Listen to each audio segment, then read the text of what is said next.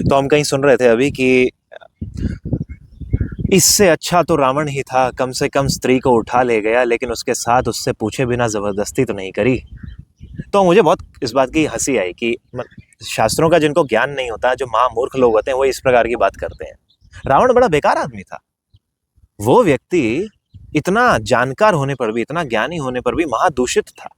उसने दुनिया भर की स्त्रियों का रेप किया था। उसको उसका शाप मिला हुआ था कि यदि किसी स्त्री का उसने शील भंग किया उससे पूछे बिना, तो उसके सर के टुकड़े हो जाएंगे। वो डर से रुका हुआ था।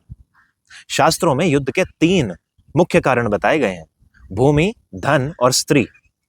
और स्त्री के लिए यदि युद्ध किया जाता है तो वो 2 भागों में किया जा सकता है। या तो वो धर्मयुक्त युद्ध होता है, जो स्त्री की रक्षा के लिए होता है, जो स्त्री को संरक्षण देने के लिए होता है, जो स्त्री को प्राप्त करने के लिए होता है तब जब स्त्री आपसे प्राप्त होना चाहती हो। और दूसरा होता है अधर्मयुक्त युद्ध, कि स्त्री का कंसेंट नहीं है लेकिन आपको उसे प्राप्त करना है, या आप अपने आप को उस स्त्री पर थोपना चाहते हैं, या इस प्रकार की सोसाइटी बनाना चाहते हैं कि हाँ जी हमारी चलेगी, स्त्रियों का हमें क्या लेना देना। जो धर्मयुक्त युद्ध होता है स्त्री के लिए, वो आपका महाभारत है, जहां पर भगवान कृष्ण ने यह इंश्योर किया था कि मुझे यह सोसाइटी ऐसी नहीं बनानी जहां दुर्योधन राजा हो जाए, क्योंकि दुर्योधन यदि राजा हो गया तो वो संसार का तो नाश कर देगा। उसकी कोई वैल्यू सिस्टम ही नहीं है।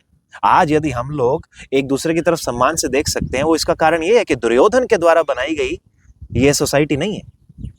लेकिन ऑन दी अदर हैंड आप देखिए, रावण का जो युद्ध हुआ वो अधर्म, अमर्यादित युद्ध था, इसलिए वो हार गया।